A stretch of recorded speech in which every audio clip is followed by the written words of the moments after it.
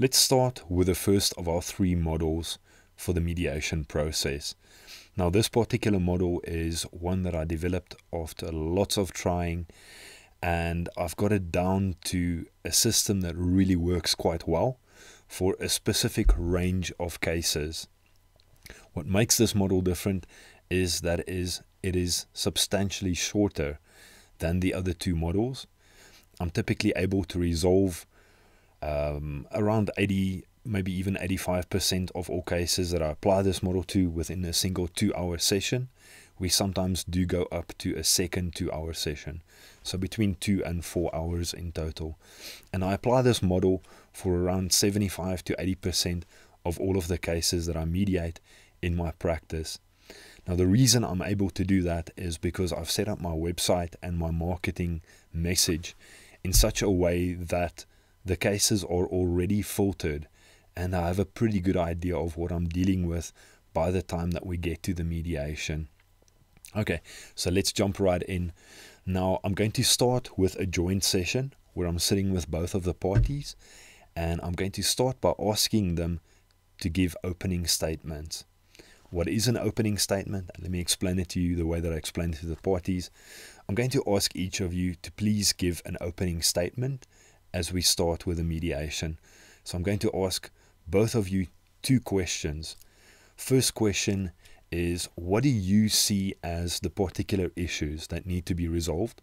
Second question, what do you see as potential solutions for these issues? Now, our opening statements are usually around 2 to 3 minutes, so I'm going to ask you to please keep it rather brief, and I'm going to ask both of you to give us opening statements. Then I look at Party B. Party B, seeing as Party A has approached us for mediation, would it be okay? Can I have your permission to have Party A go first? Party B gives me the nod. I turn to Party A. Okay, Party A, what are the issues and what are the potential solutions? So as Party A is giving me the opening statements, I'm going to listen very, very attentively, and my body language is going to show that I'm listening very attentively.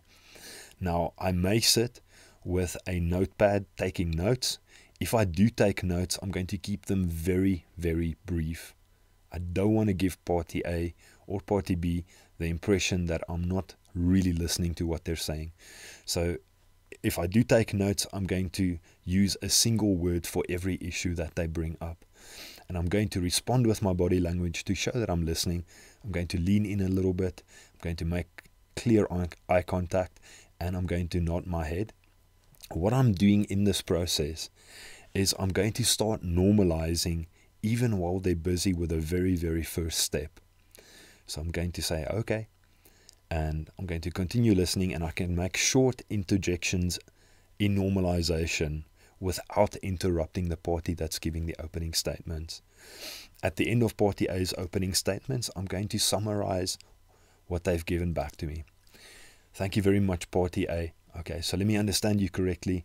What you consider to be the real issues are this and this and this, and what you see as the potential solutions are this and this and this. Very, very importantly is I'm going to clean up any negative language. Okay, now I'm going to move over to Party B, and I'm going to do exactly as I did with Party A. I'm going to keep the process symmetrical. And it's very, very important for the mediator to show that the process is symmetrical. So at the end of the opening statements, I would have a very good idea of what the issues are. And now I'm going to proceed with a joint session. And I'm going to start with my list of outputs that I need to put this contract together. So as an example, if we're dealing with a divorce settlement agreement, I'm going to bring up the division of the property, division of the debts, where are the kids going to live, what is contact going to look like.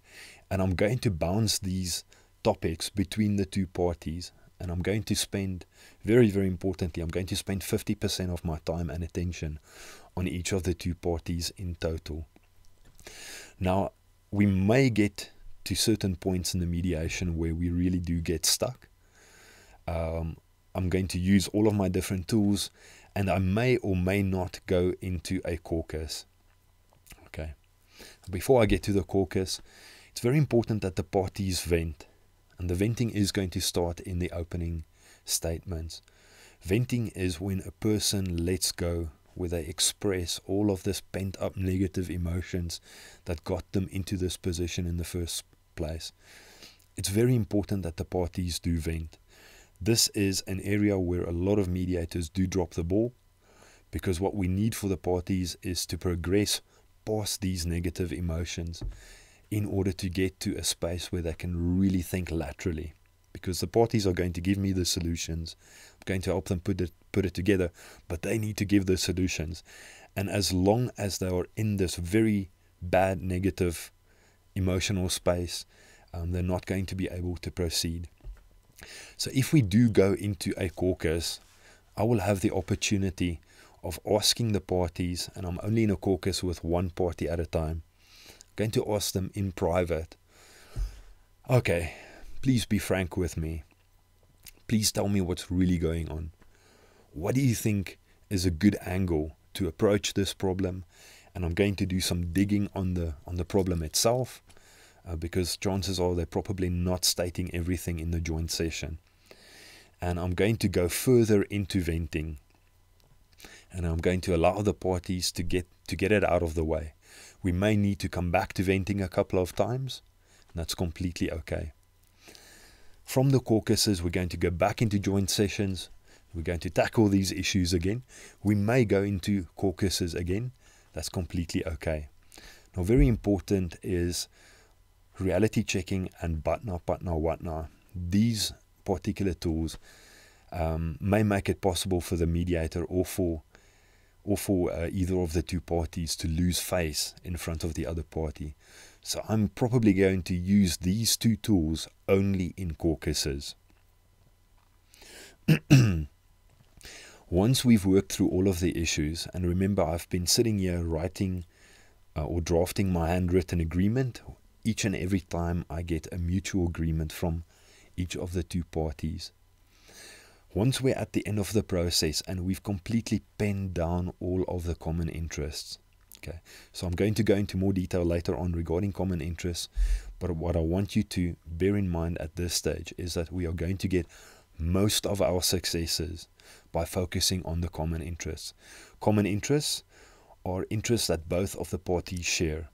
So if we're ever dealing with kids, you've got your first common interest right there. Keep it focused on the kids. Keep it focused on the common interests.